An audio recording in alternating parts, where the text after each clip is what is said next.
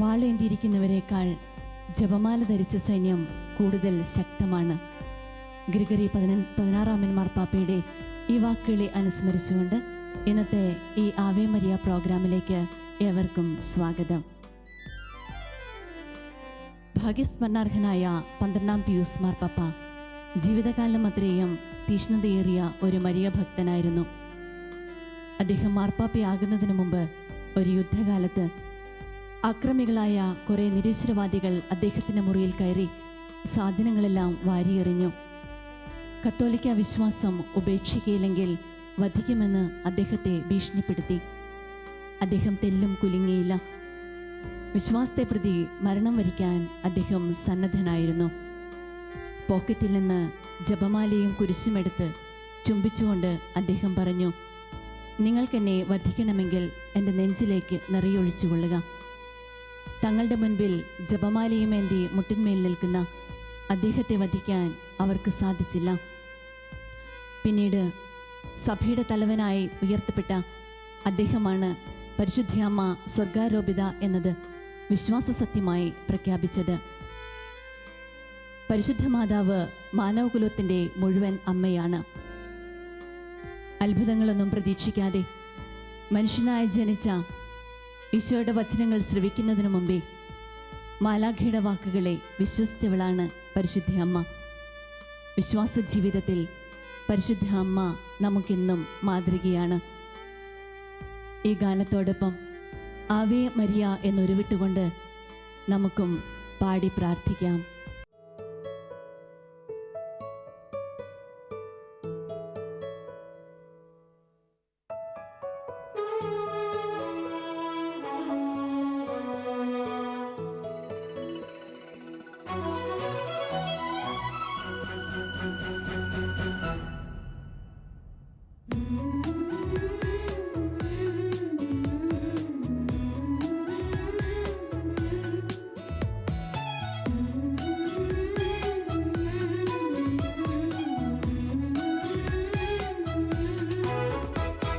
സ്വസ്തി ജപമാല റാണി, സ്വസ്തി നന്മ പൂരിത കന്യേ, മാനവർക്കു തുണയായി അരികെ വാഴ്ക വിണ്ണിൻ രാജകുമാരി.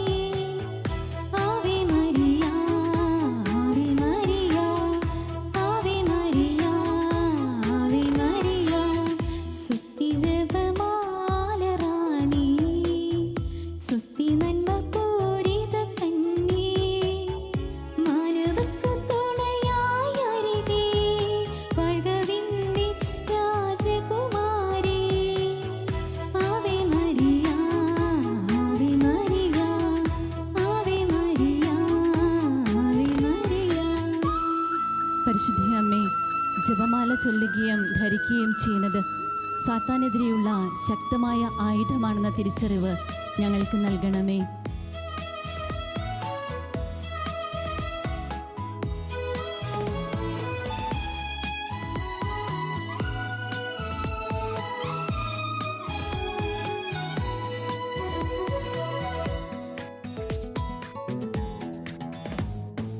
കുന്തയൻ കൈകളിലേന്തവേ, ഈന്തിടും തൃക്കൈയിലെൻ കരം.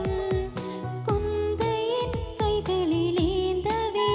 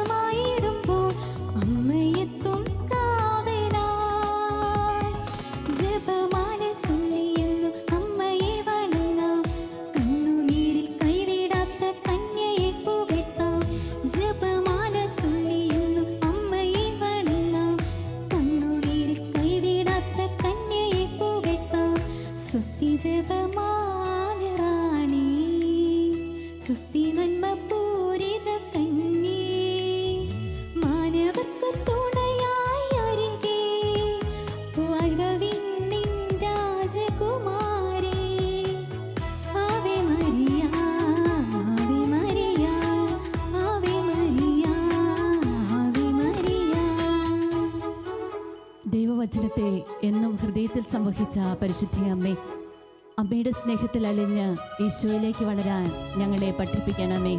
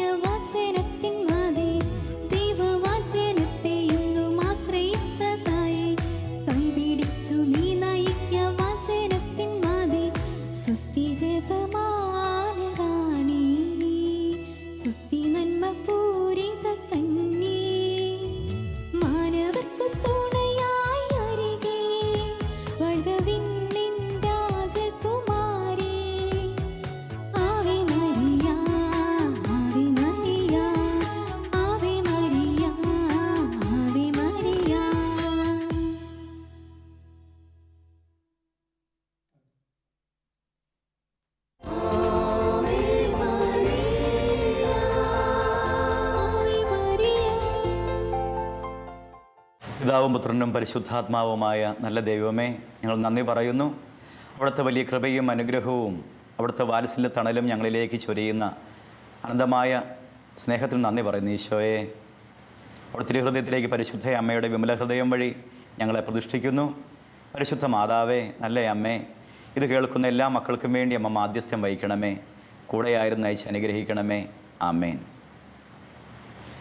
ഈശോയിൽ ഏറ്റവും സ്നേഹമുള്ള ഹൃദയങ്ങളെ, ആവേ മരിയ എന്ന അമ്മയുടെ സ്നേഹവാത്സല്യത്തിൻ്റെ ഈ കൊച്ചു സുഹൃതഗീതങ്ങളും ഒപ്പം കൊച്ചു പ്രാർത്ഥനാ ചിന്തകളൊക്കെ ഒരുമയോടെ നമ്മൾ ശ്രമിക്കുമ്പോൾ അമ്മയുടെ കരം പിടിച്ച് ഈശോയിലേക്ക് നമുക്കൊന്ന് ചേരാം. ബഹുമാനപ്പെട്ട മൈക്കിൾ പനച്ചിക്കൽ അച്ഛൻ, പ്രശസ്ത വചന പ്രഘോഷകനും ഗാന രചയിതാവുമായ അച്ഛൻ്റെ വളരെ പ്രശസ്തമായ ഒരു ഗാനം, ഞാനപ്പോൾ ഗാനത്തോട് താല്പര്യമുള്ളതുകൊണ്ട് ഞാൻ അങ്ങനെ ചിന്തിക്കും. നമുക്കെല്ലാവർക്കും അറിയാവുന്ന ഗാനമാണ്. തന്നാലും നാഥ ആത്മാവിനെ. അതിലൊരു ഭാഗം ഇങ്ങനെയുണ്ട്: പാപവും പുണ്യവും വേർതിരിച്ചേകുന്ന ജ്ഞാനമായൊഴുകി വരൂ. പാപവും പുണ്യവും വേർതിരിച്ചേകുന്ന ജ്ഞാനം. പാപവും പുണ്യവും വേർതിരിച്ചേകുന്ന ജ്ഞാനം. പ്രിയമുള്ളവരെ, ഒന്ന് ചിന്തിച്ചേ. എന്ന് പറഞ്ഞാൽ ജ്ഞാനമെന്ന പരിശുദ്ധാത്മാവിൻ്റെ ദാനം നമ്മളിൽ നിറഞ്ഞു കഴിഞ്ഞാൽ പാപമേത് പുണ്യമേതെന്ന് തിരിച്ചറിയാൻ നമുക്ക് സാധ്യമാണ്. ഇല്ല എങ്കിൽ പാപത്തെ പുണ്യമെന്നും പുണ്യത്തെ പാപം എന്നൊക്കെ തെറ്റിദ്ധരിച്ചു പോകാം. ചിലപ്പം ചില സമീപനങ്ങളൊക്കെ കുഴപ്പമില്ല, അത് കുഴപ്പമില്ല എന്ന് കരുതി പോവും. പക്ഷേ അത് അപകടമായിരിക്കാം. ഇനി വളരെ പുണ്യമായി വരുന്ന കാര്യങ്ങളെ വളരെ നിസ്സംഗതയോടെ വളരെ അലസതയോടെ നമ്മൾ ഉപേക്ഷിച്ചിരിക്കാം. കാരണം അത് പുണ്യമായിരിക്കും. അത് തിരിച്ചറിയാൻ കഴിയുന്ന അവസ്ഥയില്ല. അത് തിരിച്ചറിയാൻ കഴിയുന്ന അവസ്ഥയാണ് ജ്ഞാനം നിറഞ്ഞ ജീവിതങ്ങൾ. അങ്ങനെയുള്ള ജീവിതങ്ങൾ എപ്പോഴും ഇതാ ജ്ഞാനത്തിൻ്റെ വഴിയിലൂടെ, തിരിച്ചറിവിൻ്റെ വഴിയിലൂടെ മുന്നേറും. ഈ ജ്ഞാനം സംലഭ്യമാകാനുള്ള ഒരു സ്നേഹവഴി അത് പരിശുദ്ധ മറിയമാണ്. അമ്മയോട് ചേർന്നിരുന്നാൽ ഈ പരിശുദ്ധാത്മാവിൻ്റെ ദാനമായ ജ്ഞാനം നമ്മളിലേക്ക് അനുസ്യൂതം പ്രവഹിക്കും, ഒഴുകിക്കൊണ്ടേയിരിക്കും, നിറഞ്ഞുകൊണ്ടിരിക്കും. കാരണം അമ്മ ബോധജ്ഞാനത്തിൻ്റെ സിംഹാസനമാണ്. തിരുസഭ അമ്മയെ വിശേഷിപ്പിക്കുന്നത് ബോധജ്ഞാനത്തിൻ്റെ സിംഹാസനമേ എന്നാണ്. എന്ന് പറഞ്ഞാൽ അമ്മയോടുള്ള ആ ചേർച്ച കൊണ്ട്, അമ്മയുടെ വിമല ഹൃദയത്തിൽ ചാരിയിരുന്ന് ചേർന്നിരുന്ന് അമ്മയെ പുണർന്ന് അമ്മയുടെ വാത്സല്യം നുകരുമ്പോൾ നമ്മളിലേക്ക് ഈ ബോധജ്ഞാനം ഉണർന്നുകൊണ്ടിരിക്കും. എന്ന് പറഞ്ഞാൽ ബോധവും ജ്ഞാനവും എപ്പോഴും നമ്മളിൽ ഇങ്ങനെ സ്പന്ദനം ചെയ്തുകൊണ്ടിരിക്കും. അതാണ് വിശുദ്ധരുടെ ജീവിതത്തിലെ വിജയങ്ങൾ. അവർ തങ്ങൾക്ക് ശരിയല്ല എന്ന് തോന്നുന്ന കാര്യത്തിൻ്റെ മുൻപിൽ കട്ട് ചെയ്ത് കളഞ്ഞു. അത് എത്ര നന്മയെന്നുള്ള കാര്യമായിക്കൊള്ളട്ടെ, അത് വാക്കോ പ്രവൃത്തിയോ സംസാരമോ സമീപനങ്ങളോ എന്തുമായിക്കൊള്ളട്ടെ, ബന്ധങ്ങളോ, അത് വെട്ടിമുറിച്ച് കളഞ്ഞു. കാരണം ഇതെൻ്റെ ആത്മരക്ഷയ്ക്ക് ഉതകില്ലെങ്കിൽ, ഇതെൻ്റെ ആത്മനാശമാണ് വരുത്തുന്നതെങ്കിൽ അത് വെട്ടിമുറിച്ച് കളയുന്ന ധീരത പ്രകടിപ്പിക്കുവാൻ വിശുദ്ധർക്ക് സാധ്യമായി. അത് മറ്റൊന്നുകൊണ്ടുമല്ല, വിശുദ്ധരെല്ലാം പരിശുദ്ധ മറിയത്തിൽ ചാരി നിന്നു, ചേർന്ന് നിന്നു.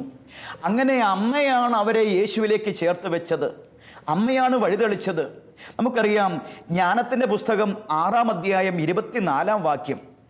ജ്ഞാനത്തിൻ്റെ പുസ്തകം 6-ാം അധ്യായം 24-ാം വാക്യം. ഈ വാക്യം ഒന്ന് ധ്യാനിച്ചാൽ അറിയാൻ പറ്റും, ജ്ഞാനികൾ വർദ്ധിക്കുന്നത് ലോകത്തിൻ്റെ രക്ഷയാണ്. ചിന്തിക്കാം, ജ്ഞാനികൾ വർദ്ധിക്കുന്നത് ലോകത്തിൻ്റെ രക്ഷയാണ്. എന്താ ഇതിൽ നിന്ന് മനസ്സിലാക്കേണ്ടത്? പ്രിയമുള്ളവരെ, ലോകം രക്ഷപ്പെടണോ? ജ്ഞാനികളുണ്ടാകണം, ജ്ഞാനികൾ. ഇന്ന് ഈ ആനുകാലിക തലത്തിൽ നമ്മൾ പലപ്പോഴും സാധാരണ സംഭാഷണം നമ്മൾ ശ്രദ്ധിക്കാറില്ലേ? നാട്ടുവർത്താനം പറയുമ്പോൾ പറയാറില്ലേ, എന്നാ പറയാനാടാ, ഒരു രക്ഷയുമില്ല, ഇങ്ങനെ പോയാൽ എങ്ങനെ ജീവിക്കും, ഒരു രക്ഷയുമില്ല. എവിടെ നോക്കിയാലും അങ്ങനെ ഒരു സംസാരം കേൾക്കുന്നില്ലേ പ്രിയമുള്ളവരെ? ഒരു രക്ഷയുമില്ല. എന്താ കാരണം? ജ്ഞാനികളില്ല.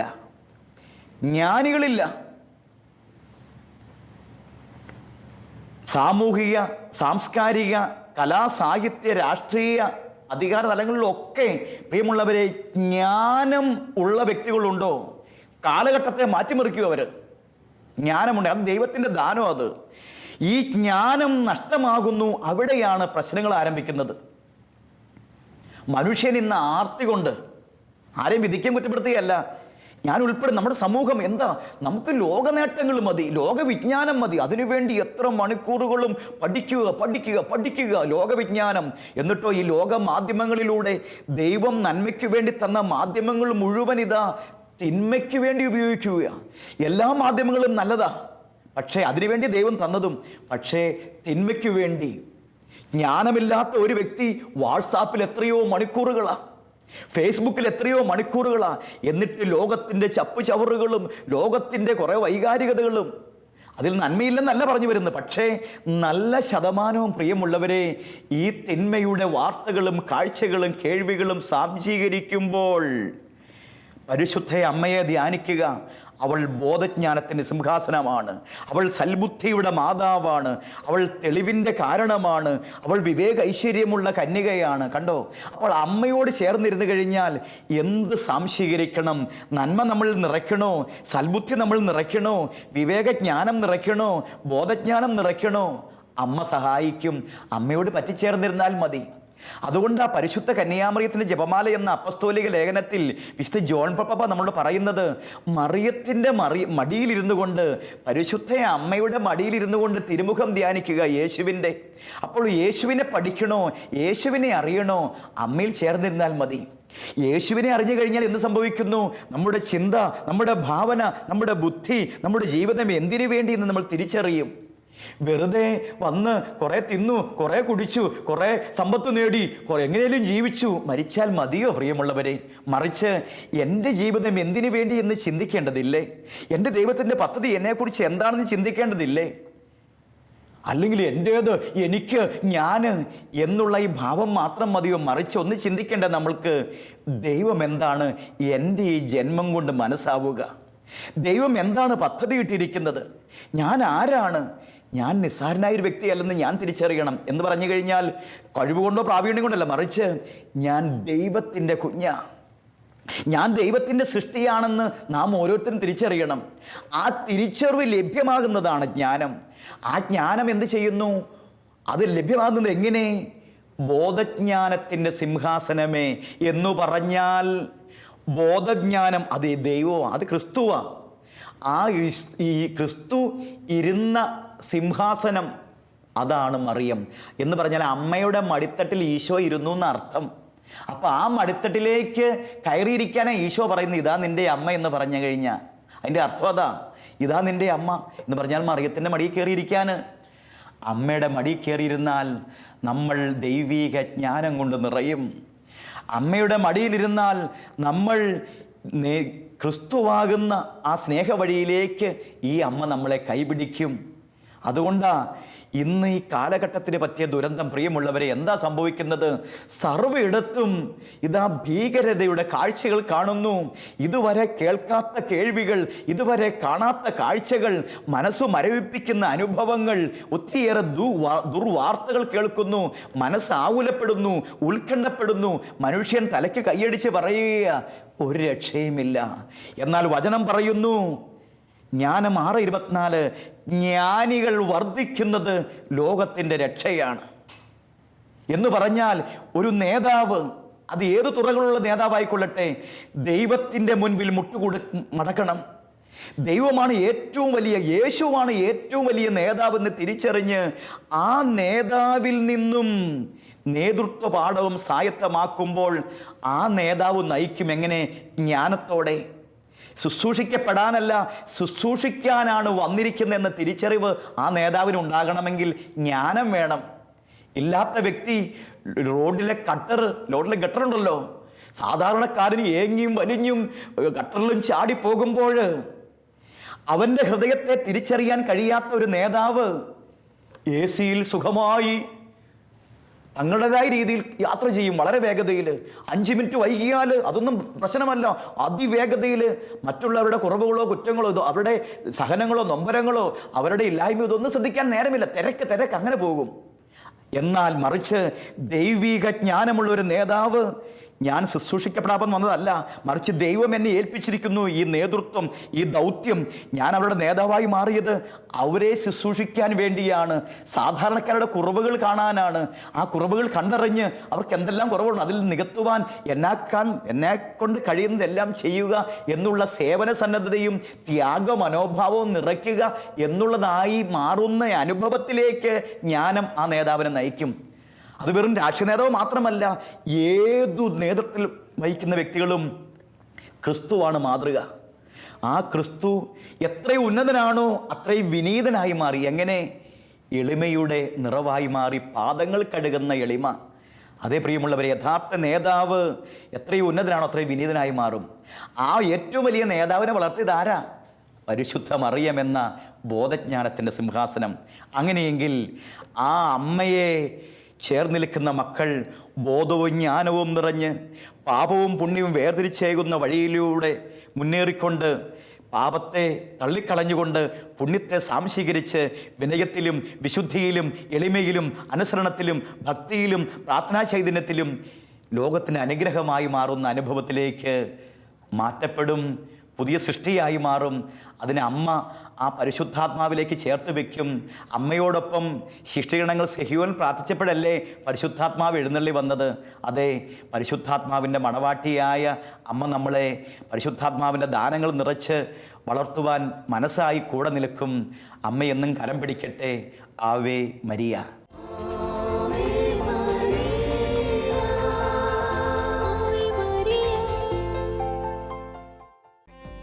മോശപ്പെട്ട വസ്ത്രങ്ങളും സമൃദ്ധമായ സ്നേഹവും കൊണ്ട് ഒരു തൊഴുത്തിനെ ഈശോയുടെ ഭവനമാക്കാൻ പരിശുദ്ധ അമ്മയ്ക്ക് കഴിഞ്ഞു.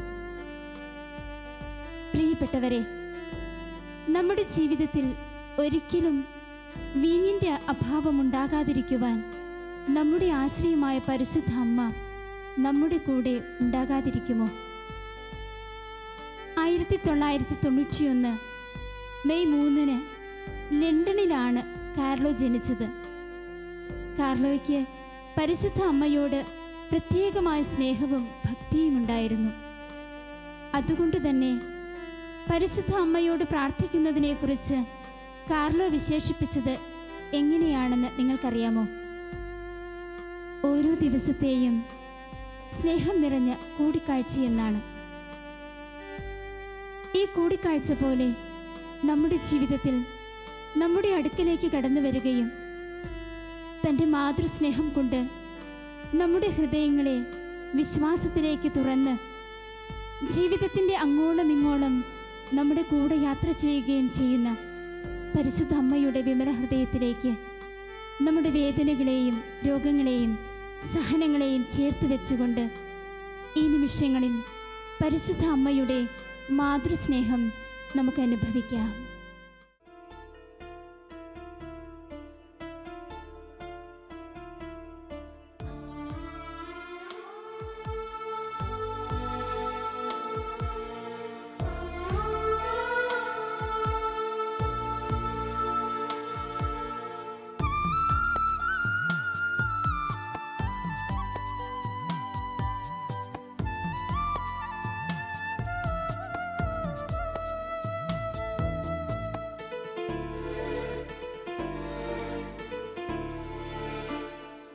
അമ്മേ അമല മനോഹരേ അഗതികൾക്കെന്നും ആശ്രയമേ.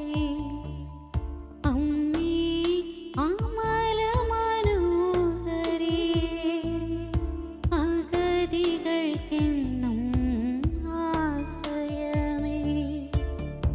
അലിവിൻ നിറവേ കനിവിൻ പൊരുളേ അടിയങ്ങൾക്കെന്നും അഭയം നീ. അലിവിൻ നിറവേ കനിവിൻ പൊരുളേ അടിയങ്ങൾക്കെന്നും അഭയം നീ. അടിയങ്ങൾക്കെന്നും ശരണം നീ. നീരിമാറേ ആശ്വാസം നീയല്ലോ. അമ്മേ നീരിമാറേ ആശ്വാസം നീയല്ലോ. പിതാവായ ദൈവത്തിൻ്റെ മകളും പരിശുദ്ധാത്മാവിൻ്റെ പ്രിയമുള്ളവളുമായ പരിശുദ്ധ അമ്മേ, ഞങ്ങളുടെ അധ്വാനങ്ങളിൽ, ഞങ്ങളുടെ കഷ്ടപ്പാടുകളിൽ, ഞങ്ങളുടെ പ്രതിസന്ധികളിൽ, ഞങ്ങളുടെ രോഗങ്ങളിൽ അമ്മ ഞങ്ങൾക്ക് ആലംബമായി ആശ്വാസമായി കൂടെ വരണമേ.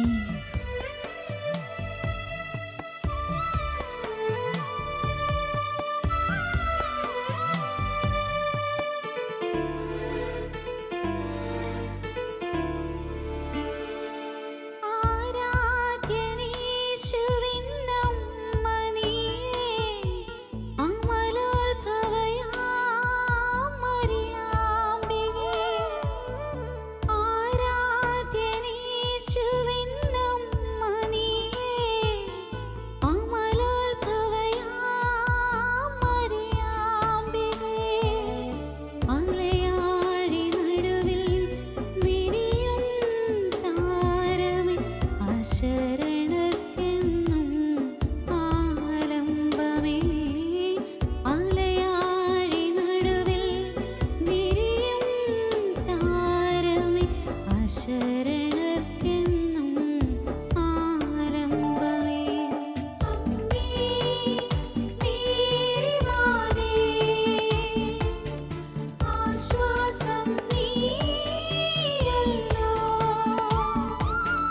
അമ്മേ നീരിമാറേ